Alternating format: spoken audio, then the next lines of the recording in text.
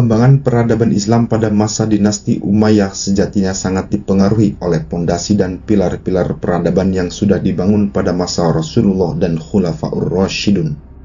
Masa Rasulullah Shallallahu Alaihi Wasallam melahirkan generasi yang disebut generasi Rabbani, yaitu generasi yang mendasarkan cara pandang dan jalan hidup yang berorientasi pada ajaran Islam. Hal ini berdampak besar bagi lahirnya tradisi mempelajari dan mengamalkan ilmu atau tradisi ilmiah. Sebab kesadaran seseorang untuk mengamalkan ajaran Islam hanya bisa dilakukan melalui proses belajar terus-menerus, yang mana dalam konteks ini adalah mempelajari Al-Quran dan Sunnah Nabi.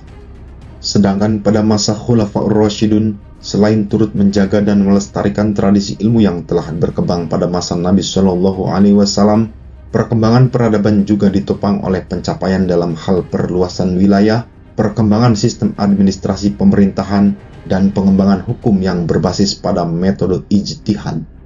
Selain mewarisi tradisi ilmiah serta berbagai perkembangan dalam hal luas wilayah, administrasi, dan metode ijtihad, kaum muslimin juga merasakan kondisi yang baru di masa pemerintahan dinasti Umayyah, yakni semakin banyaknya pusat-pusat peradaban lama yang berhasil ditaklukkan, seperti peradaban Yunani Romawi, Persia, Mesir, dan India. Hal ini mendorong intensnya interaksi antara umat Islam dengan kebudayaan masyarakat dari negeri-negeri yang menjadi pusat peradaban tersebut. Oleh karena itu, di dalam sejarahnya, kondisi ini berdampak pada perkembangan di era dinasti Umayyah yang menonjol dalam 3 hal. Pertama, pembangunan fisik atau arsitektur. Perkembangan pembangunan fisik dilakukan dengan memanfaatkan seni arsitektur yang telah dikembangkan bangsa-bangsa yang telah maju, terutama dari kebudayaan atau peradaban Yunani Romawi atau Bizantium dan Persia. Di antara contohnya adalah pembangunan masjid-masjid seperti pembangunan Masjid Quba As-Sakhra atau Dome of the Rock dan Masjid Agung Damaskus. Renovasi masjid-masjid yang telah dibangun sejak zaman sebelumnya juga dilakukan. Termasuk dalam hal ini proses renovasi Masjidil Haram oleh Khalifah Abdul Malik bin Marwan. Khalifah Abdul Malik menyediakan dana 10.000 dinar emas untuk memperluasnya, dan kemudian disempurnakan lagi oleh Khalifah Al-Walid bin Abdul Malik dari segi seni arsitekturnya, seperti pada pintu, jendela berukir dan tiang-tiangnya dibuat dari batu granit yang indah. Begitu pula renovasi terhadap Masjid Nabawi yang diperluas dan diperindah dengan konstruksi dan arsitektur Syriah, sebagaimana disebutkan oleh banyak literatur bahwa dinding masjid ini dihiasi mozaik dan batu permata, tiangnya dari batu marmer, lantainya dari batu pualam, plafonnya bertahtakan emas murni, ditambah 4 buah menara. Selain itu, sebagai sebuah negara yang besar, kebutuhan untuk melengkapi infrastruktur negara juga menunjang adanya pembangunan ini. Oleh karena itu, khalifah-khalifah dinasti Umayyah, bahkan sejak zaman Muawiyah bin Abu Sufyan, telah membangun berbagai fasilitas publik berupa jalan-jalan, pabrik-pabrik, gedung-gedung pemerintahan, kantor-kantor pos, dan lain sebagainya. Kedua, perkembangan ilmu pengetahuan. Adapun dalam hal perkembangan ilmu pengetahuan, meskipun para khalifah dinasti Umayyah tidak secara langsung banyak berkontribusi di dalamnya, kaum muslimin tetap memiliki tradisi ilmu yang kuat, sehingga ilmu pengetahuan terus berkembang, khususnya ilmu-ilmu nakli atau ilmu-ilmu agama. Ilmu-ilmu yang berkembang tersebut yaitu, pertama, cabang ilmu Al-Quran. Cabang ilmu ini dapat dikatakan ilmu yang paling pertama lahir di dalam Islam, sebab mempelajari pegangan hidup utama yang diwariskan Nabi Muhammad SAW. Di dalamnya terdapat ilmu qiraah, yakni ilmu tentang metode dan seni membaca Al-Quran, dengan tokohnya antara lain Abdullah bin Qusair dan Asim bin Abi Nujud, serta ilmu tafsir, yakni ilmu yang mempelajari kandungan atau interpretasi Al-Quran, dengan tokohnya antara lain Imam Mujahid. Kedua, ilmu hadis, yakni ilmu yang mempelajari sunnah Nabi Shallallahu Alaihi Wasallam. Ilmu ini menjadi yang paling penting setelah Al-Quran, karena merupakan sumber ajaran yang kedua dan merupakan penjelas Al-Quran.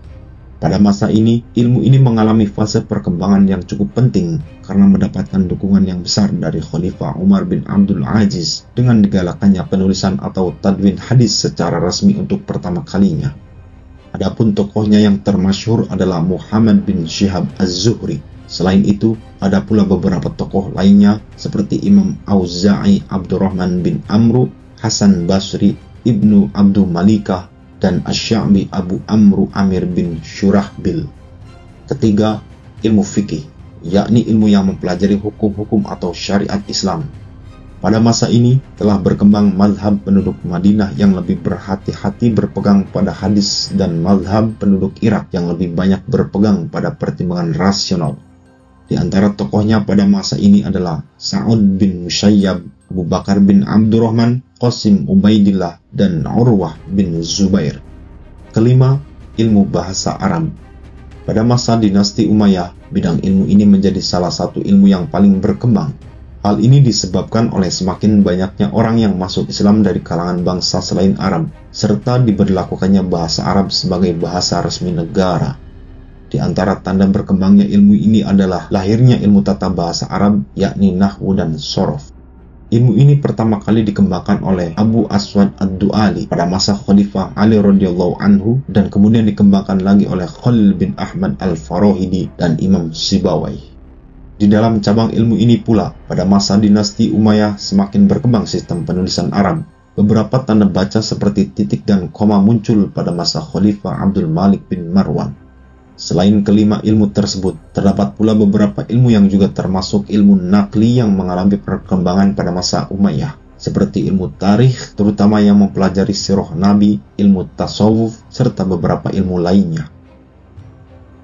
Perkembangan atau kemajuan yang ketiga adalah penerjemahan literatur asing.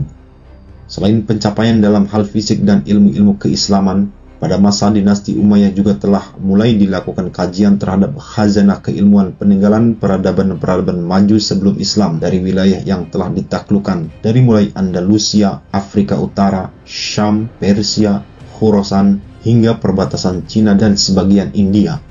Terdapat beberapa kota penting yang menyimpan khazanah keilmuan yang tinggi.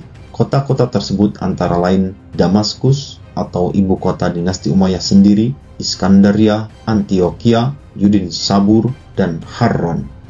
Menurut sebagian literatur, aktivitas ini salah satunya dipelopori oleh Khalid bin Yazid bin Muawiyah, seorang bangsawan Umayyah yang memilih memfokuskan diri pada usaha pengembangan ilmu. Dengan posisinya sebagai bangsawan, ia banyak melakukan proyek penerjemahan buku-buku atau manuskrip-manuskrip yang berisi ilmu astronomi, filsafat, kedokteran, dan lainnya. Ia memanfaatkan para ilmuwan Romawi, Persia, dan Yahudi untuk ikut membantunya menerjemahkan karya-karya klasik tersebut ke dalam bahasa Arab. Selain itu, terutama dalam bidang kedokteran, para khalifah dinasti Umayyah sangat memperhatikannya. Salah satu proyek besar yang pernah dilakukan adalah usaha Khalifah Al-Walid bin Abdul Malik membangun sebuah rumah sakit plus sekolah kedokteran di Damaskus pada tahun 884 Masehi dengan mengundang para ahli kedokteran yang berada di Iskandaria. Dengan dimulainya proses penerjemahan khazanah keilmuan sebelum Islam ini, maka berbagai perkembangan di bidang ilmu pengetahuan cukup pesat terjadi, dan ini adalah fondasi atau stimulus untuk kelak. Ketika pada masa dinasti Abbasiyah, dunia Islam benar-benar mencapai the golden age atau masa keemasannya.